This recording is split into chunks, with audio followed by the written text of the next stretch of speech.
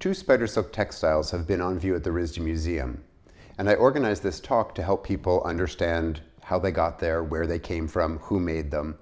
I was supposed to give this talk in the industrial design department right before school ended up having to close, so I thought I'd record it and post it in case there's anyone who was intending to come to that and felt sorry that they missed it. Nicholas Godley and Simon Peers have created some extraordinary textiles out of spider silk. Without knowing how they were produced or what inspired the project, they're remarkable enough. But I think seeing a little bit of what went into their creation helps bring them to life in a way that's even more exciting. Most of our luxury fabric comes from animals: camels, horses, llamas, vicuñas, cashmeres. That's been true for millennia. But the most storied luxury fabric is silk. The history of silk production, called sericulture, is ancient, and it's central to the development of textiles, of global trade, and of colonization. Here's how the whole system works, because it's pretty bonkers. The cocoon is one single fiber, 1,500 meters long, 5,000 feet long. And it's shiny because it's one fiber. There are no short fibers involved. So there's a lot of light refraction. Most of our fabrics that are made of short fibers, shorter hairs or cotton, have to be twisted together, and the fabrics aren't as shiny. Until synthetics, silk produced the shiniest fabric because it's long fibers. Silk is harvested by dipping cocoons in boiling water. That does two things. It kills the pupa inside. It also helps unravel the thread. It releases the protein glues that hold it together. Each cocoon yields a single useful thread that's 300 to 900 meters long. Those individual fibers are reeled, and then they're thrown, twisted together into threads. You can see the silkworm gyrating around in a crazy three-dimensional figure eight, spinning the cocoon, building an ever thicker wall with one single fiber. The process of harvesting silk was arrived at in China 5,000 years ago, so total BC time.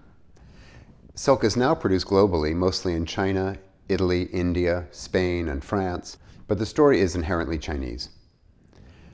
The silkworms are raised on trays of mulberry leaves, and the silkworm, which is actually not a worm, it's a caterpillar, has become totally domesticated over the years. It can't live without humans to provide care and feeding. There's no such thing as a wild silkworm anymore. In fact, silkworms, if they turn to moths, are no longer even able to fly. Silk has been produced for thousands of years. And the secrets of silk were kept by the Chinese for 2,000 years, death by torture to anyone who divulged the secret of the silkworm. The 5th century Greek knew of silk. That's why they called the Chinese ceres after ser, the Greek word for silk. And people naturally assumed that it was some sort of plant material, especially because it seemed to come out of the leaves. Mulberry leaves produced a filament of some kind.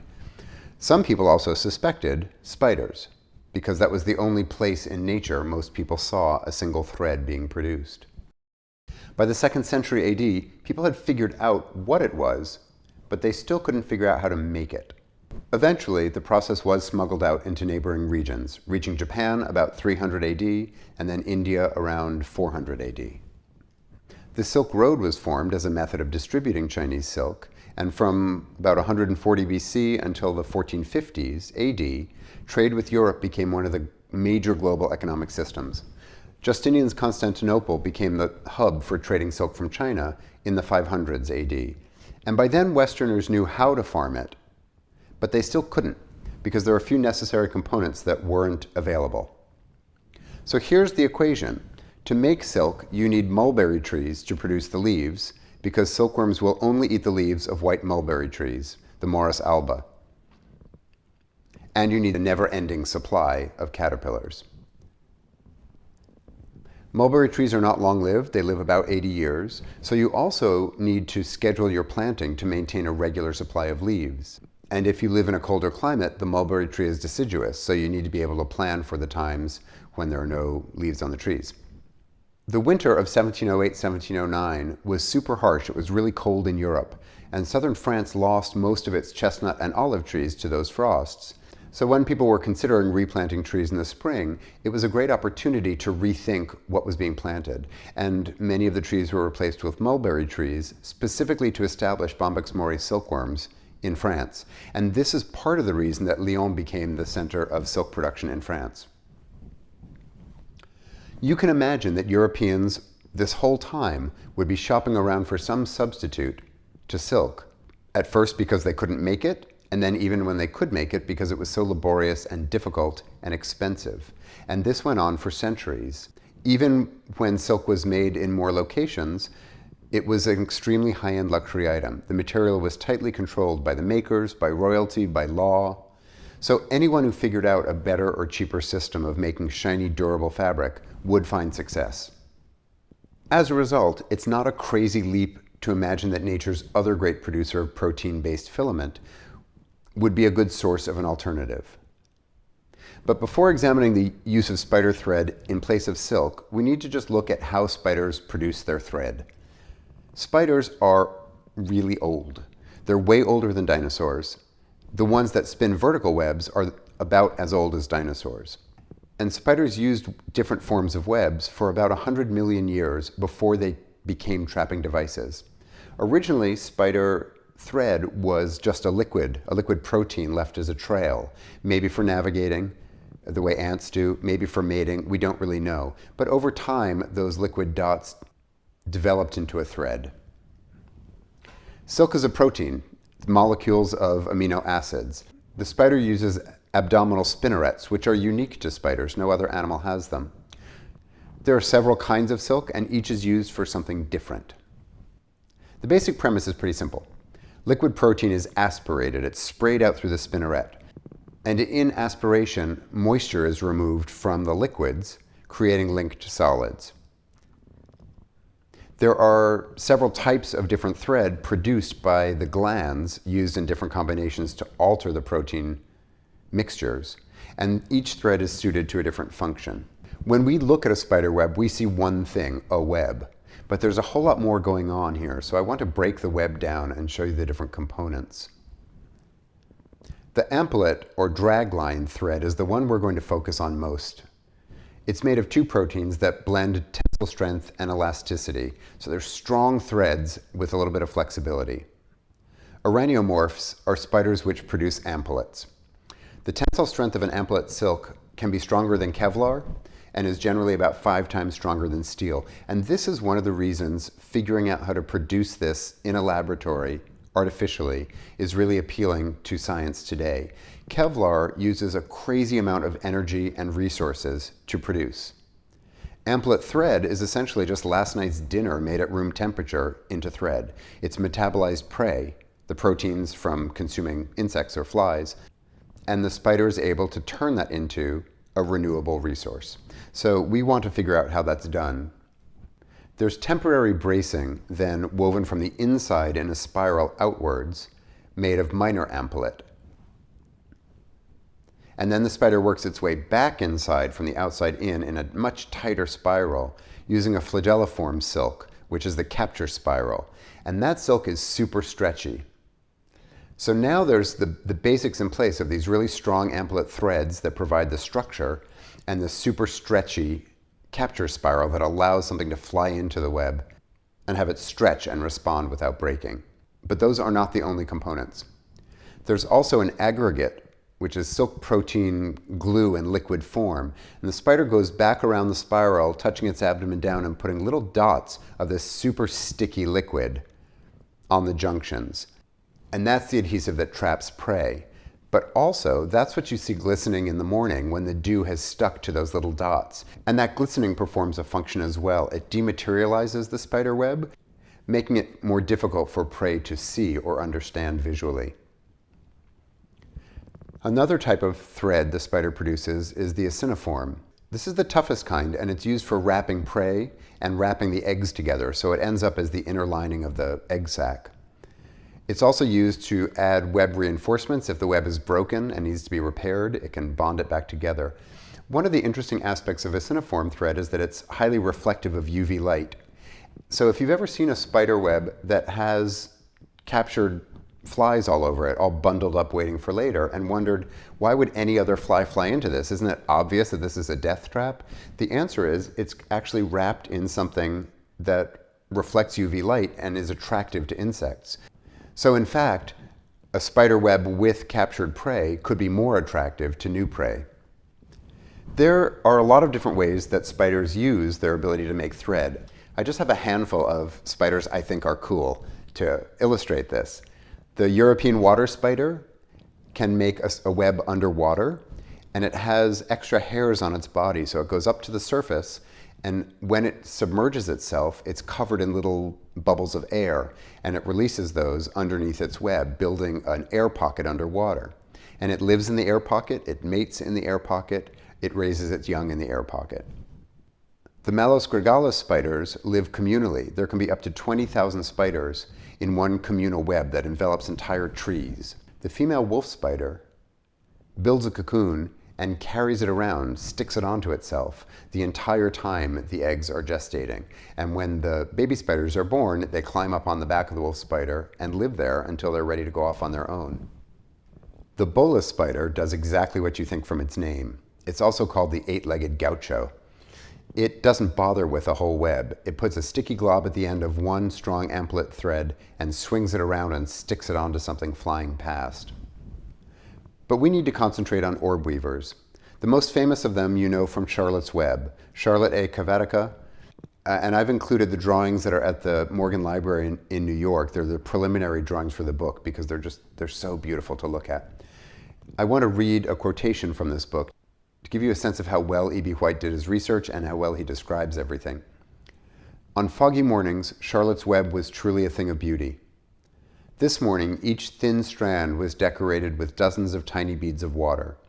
The web glistened in the light and made a pattern of loveliness and mystery, like a delicate veil.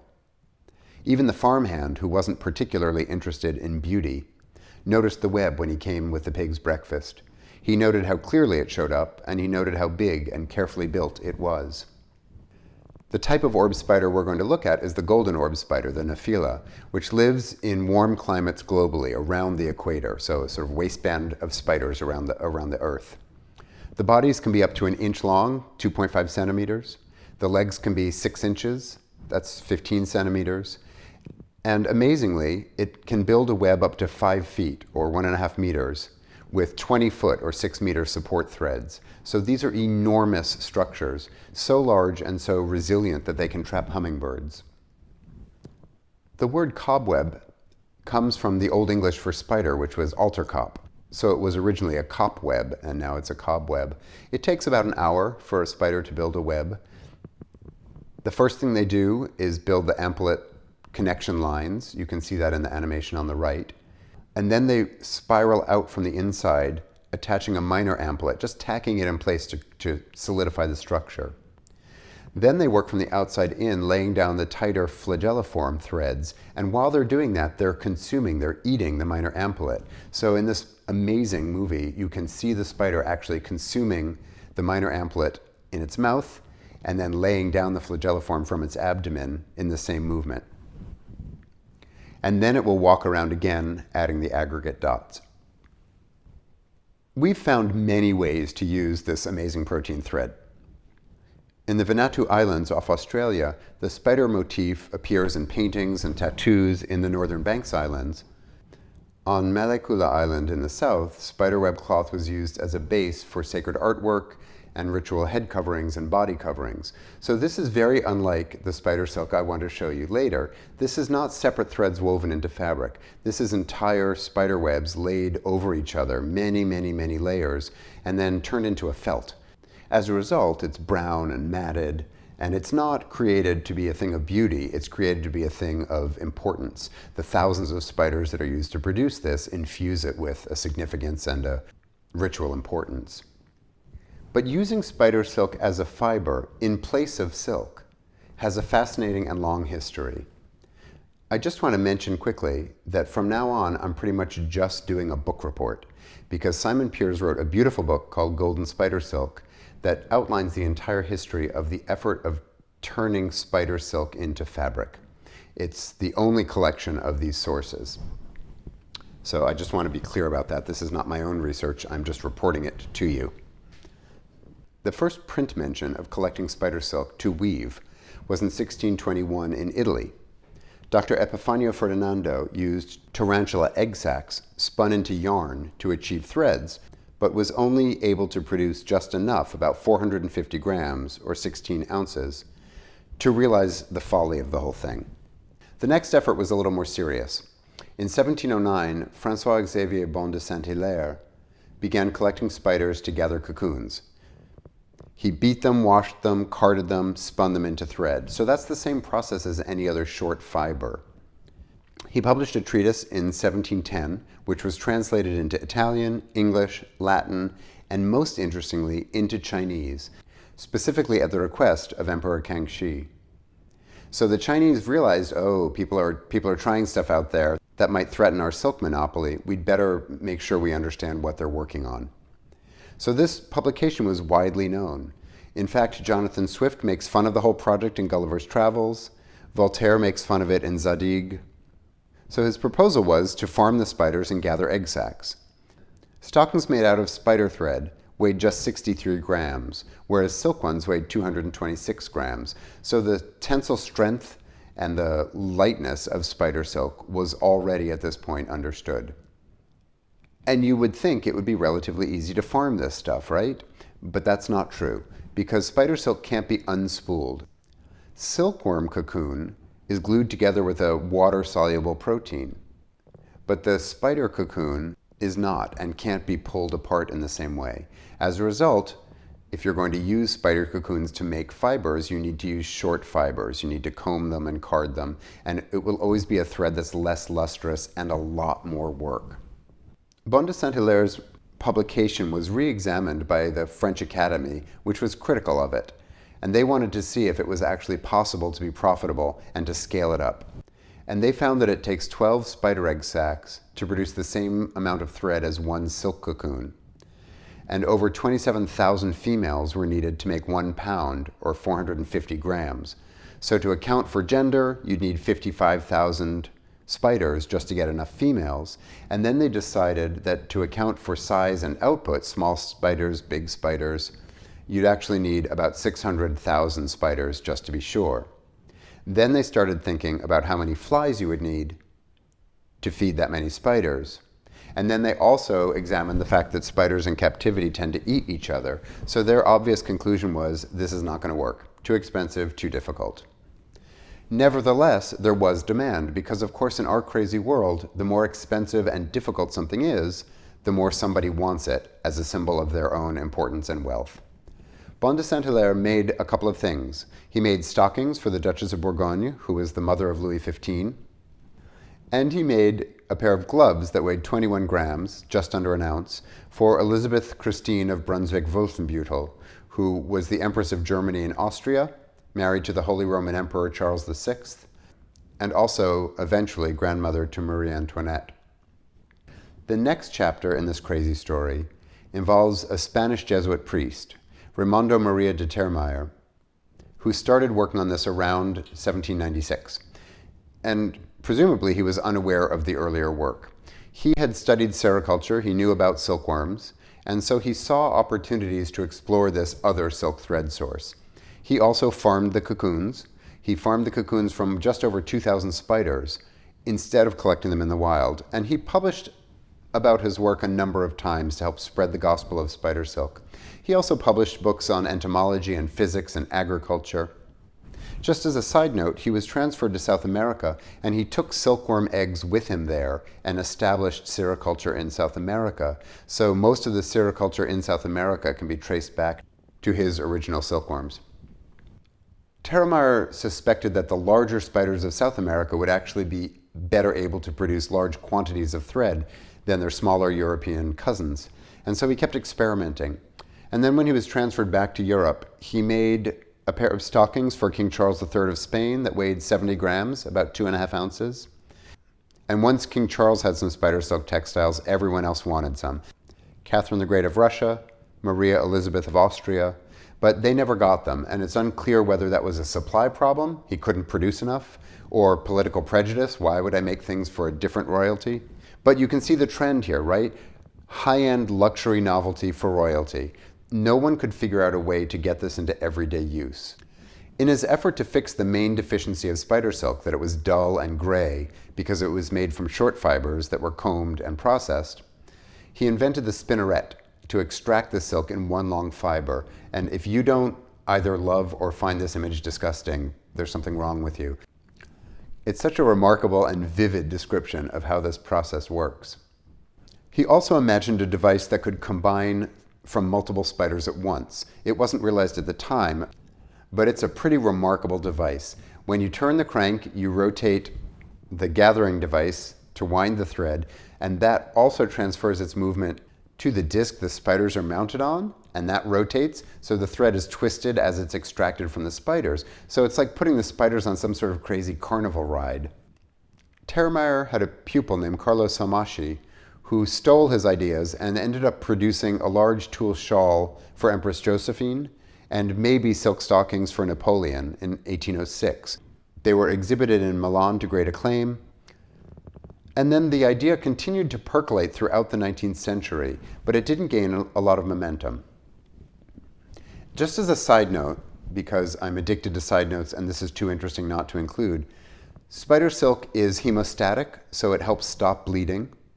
And spider silk is also antiseptic, it kills germs. It's been used since Greek times in medical practice for both of those properties. The American Civil War advanced this use of spider silk when wounds were packed with spider silk, and a surgeon named Bert G. Wilder worked throughout the war on methods of collecting it, and then he published his findings after the war and also filed a US patent. In addition, he founded the Cornell Brain Society, and today his brain is in a tank at Cornell, and so is Einstein's. So this crazy story about spider thread goes all over the place. The next big chapter involves a French Jesuit missionary named Father Paul Kambei. Madagascar had reluctantly become a French colony from 1895 to the 1960s, and Kambei realized that Madagascar's golden orb spider would make the most and the best silk because of the extraordinary size and strength of their webs. A local school director, Monsieur Noguet, worked with Kambei to begin harvesting spider silk and built harvesting fixtures that would harvest 12 spiders at a time. They also paid locals to deliver the spiders. They were paid 40 centimes for 100 spiders. It's very difficult to do monetary translations from dead currencies, especially when the currencies have changed multiple times since then. But I think that translates to about €2 today. This effort produced a bed canopy that went on view in the Colonial Pavilion at the 1900 Paris Exposition Universelle. It received praise in the press, but Simon Pearce has reevaluated the math involved in this. The claim is that the bed used 11.5 yards, using 10,000 meters of 24-strand thread, so 24 separate spider threads twisted together, produced by 24,000 spiders. But Simon has found through his own work that it takes 600 to 1,100 spiders to make 1 gram of silk. So 25,000 spiders would only have made 22 to 41 grams, which is less than Termeyer's stockings made for Charles III. So how did the equivalent of a pair of stockings become an entire bed surround? We'll never know. It was put in storage after the exposition and then lost. Starting in the 1840s, spider silk was used as crosshairs for telescopic aiming devices like on rifles. A crosshair made of spider silk is 1/20,000th of an inch across. A human hair is 1/250th of an inch. So this is a much finer crosshair, much stronger tensile strength, as a result more durable and more likely to produce good aim. Between 1889 and 1941, Mary Pfeiffer in Hoboken, New Jersey, collected thousands of feet of spider silk for crosshairs. And Nan Songer became a folk hero in America. She was a self-taught naturalist with a tarantula farm in Yucalopa, California, and she wound up providing all of the crosshairs used in gun manufacturing in America during World War II. And people would drive past and see her tarantula farm. Shifting gears, I want to tell you about Simon Pearce and Nicholas Godley. Simon Pearce is an art and textile historian living in Madagascar, He has been working for decades to preserve and revive techniques of traditional Malagasy weaving. These textiles are in the collection of the British Museum, and this is what the caption says about them. This textile has been woven over the last 2 years on a traditional but slightly adapted fixed single-heddle loom, produced by a family of weavers in the style of 19th century merino silk cloths. Malagasy weavers from the town of Arivonimano, near the capital Antananarivo. So there's no mention of Simon in this, and that's part of how Simon has been operating. He has disappeared into the background of some remarkable creations. I have pictures of some of his work that I've come across in person that I could photograph more closely and show you how remarkable the details are and how complex the patterns are. The textiles use relatively basic weaving techniques to produce remarkably complex geometries and patterns.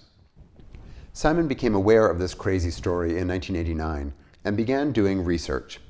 He collected all of the published history of the effort to make fabric out of spider silk. So all of the historical information I just gave you comes from his own research. In 2003, he teamed up with neighbor Nicholas Godley to reboot this crazy dream of making fabric out of spider thread. Nicholas had been making high-end ebony and raffia bags sold through Nordstrom and Saks and Lord & Taylor, and was looking for a next chapter, preferably one that would keep his factory going and his workers employed. Madagascar has a long indigenous tradition in language and lore involving the spider. So it was like a perfect collision of opportunity and personality and timing and interest and a healthy dose of chance that got this project going. They began harvesting spiders and conquering the complexity of silking them, using all of the historical information but bringing it into the modern age and perfecting it. They began collecting silk in 2005, and employees would comb the countryside with long bamboo poles, carefully collecting the living female spiders. They got about 3,000 a day and transported them back to the factory in divided boxes. And they kept detailed spreadsheets that charted the number of spiders collected, the region they were collected from, the yield, and the casualty rate. They learned very quickly that if you put all the spiders in a box together, there's a higher casualty rate. So using divided boxes became important. The handlers, who interestingly are all women, get the spiders into a harness, 12 at a time, and get the silking started. As long as there's demand, the spider will produce thread. The spinnerets are in action.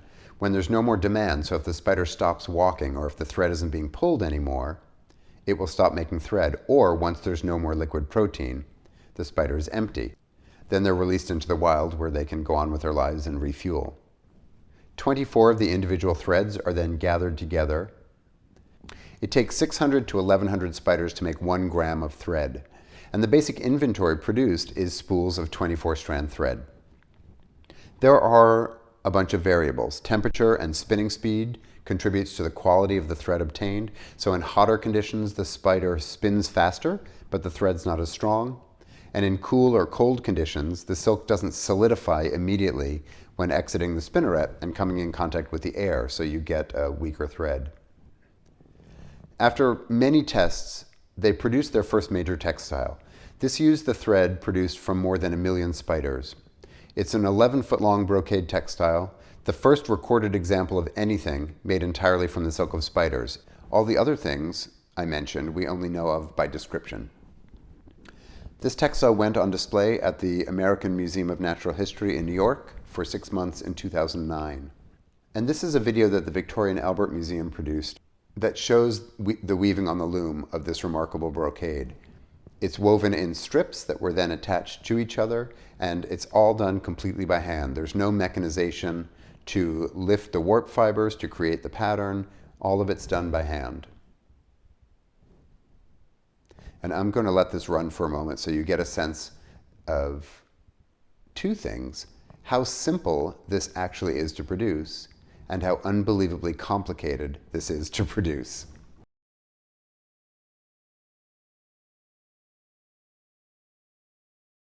For this textile, the warp threads, so the length of the loom, the long ones, use 4 of the 24-strand threads twined together. So each warp thread is 96 individual spider threads. and then the weft going across is double that, so 192 threads. The floating brocade pattern, the parts of the weft that lift up off of the warp, use 10 of those 96 strand threads, so 960 separate spider threads for every one of those threads going back and forth horizontally. In all, the textile used 1,063,000 spiders to produce. The textile also went on view at the Art Institute of Chicago in 2011, and they produced a beautiful video of its installation, which I want to show you part of because it really helps you see the scale of this, and it also shows the incredible fringes on either end, which are the warp fibers.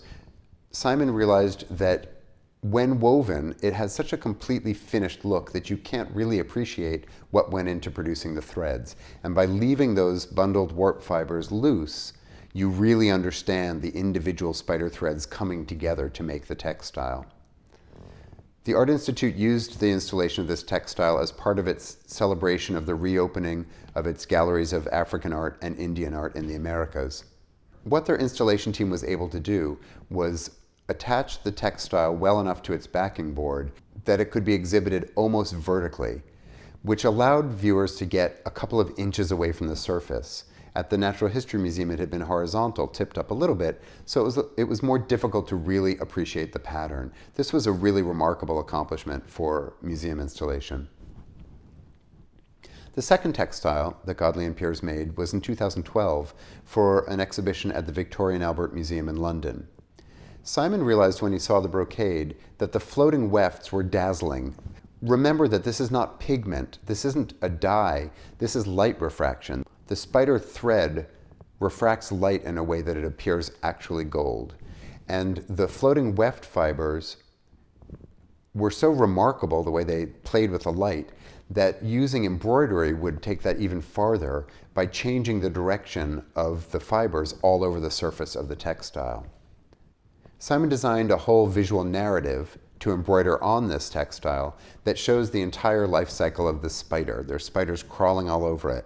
And he did this to take advantage of all the different embroidery stitches so that the surface would be alive with surface activity and with light.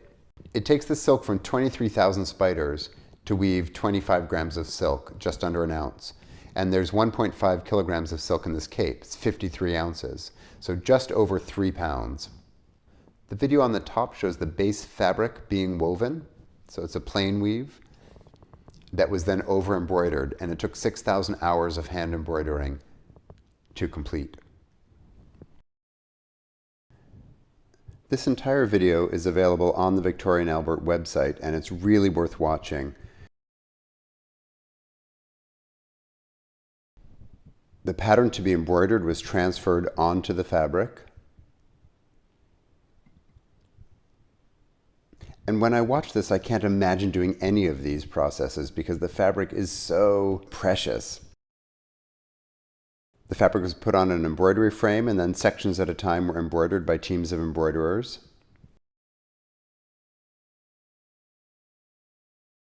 And then at the end, somebody had the treacherous job of trimming out the embroidered section to assemble the cape. I can't imagine taking scissors to this fabric, but somebody had to do it. The lining of the cape is a lighter weight fabric. It's 48 threads for each warp thread. And I want to show you the embroidery close-up. This is freestyle embroidery, surface embroidery, so it's a non-counted form of hand working. It's not tethered to the geometric weave of the underlying fabric. I am no expert in embroidery. I've never even tried it. I just want to point out that there are a number of different kinds of stitches used in this cape, and I think it's worth pointing out how intentional those uses are. Satin stitch is used for solid filling of shapes. It's used a lot in monograms and things, so parallel stitches with thread. And padded satin stitching puts some filler underneath first. That's how the bodies of the spiders were made. And this kind of stitching uses untwisted or flat silk threads, so they get this sort of rich sheen, this matte finish. And when you combine that with the padded stitching, you get this incredible three-dimensionality to the spiders. The spiders have this more ragged look. They're more sort of gruesome and alive because those threads are bundled into thicker bundles of thread. And that maximizes the light refraction and creates the sense of three-dimensionality. There's also laid work, which is surface satin stitches and then a second row of stitching over that to tie it down to create extra volume and texture. There's couching, which is attaching a separate fiber onto the fabric. So the spiders are walking around on the cape and they're leaving a trail of amplet spider thread behind them. That's couching. That's a rope made out of spider silk that's then been sewn onto the base fabric.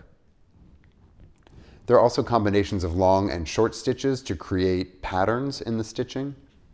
And the whole cape is alive with clusters of French knots. These are decorative tight knots that create a real three-dimensional sort of sphere proud of the surface. There are also seed stitches, smaller knots, and split stitches, which is just a running stitch that's used to fill whole areas and create smaller pattern.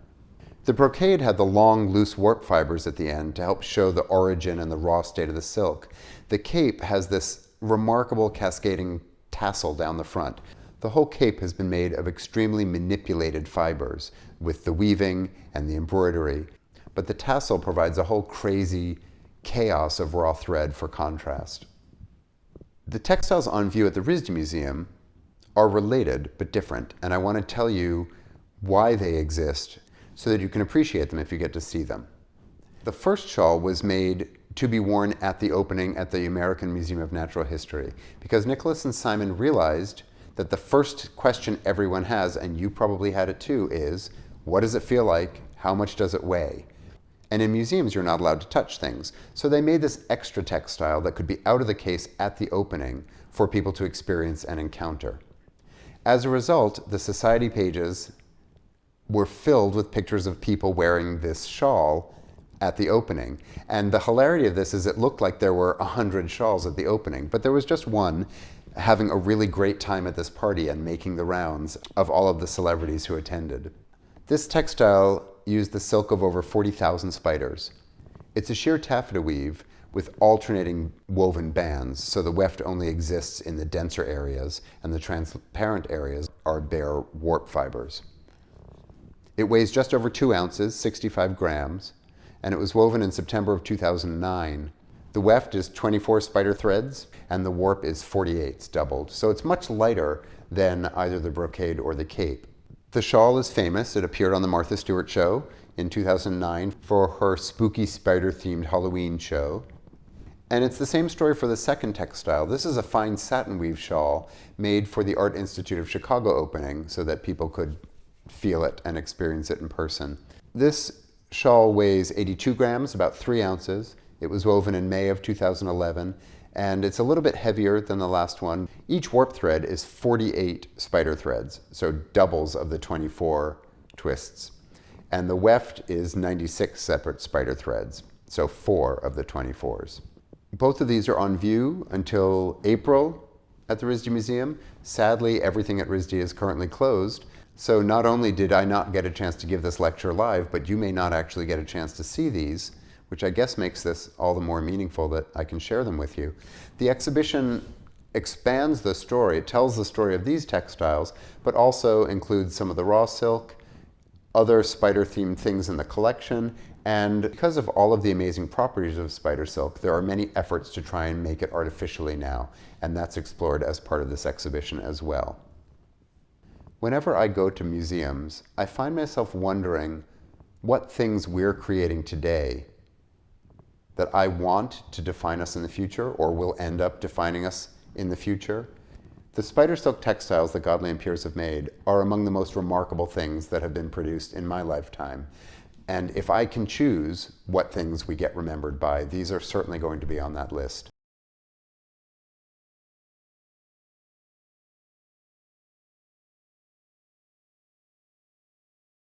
He has been working for decades to preserve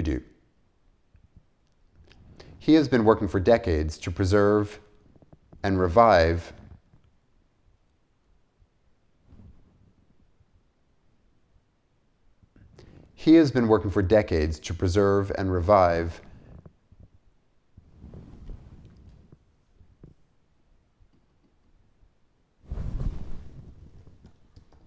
techniques. He has been working for decades to preserve and revive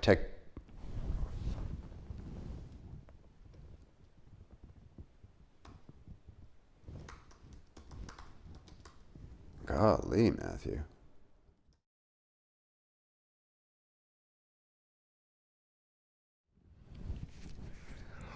I'm tired. It's too late to be doing this.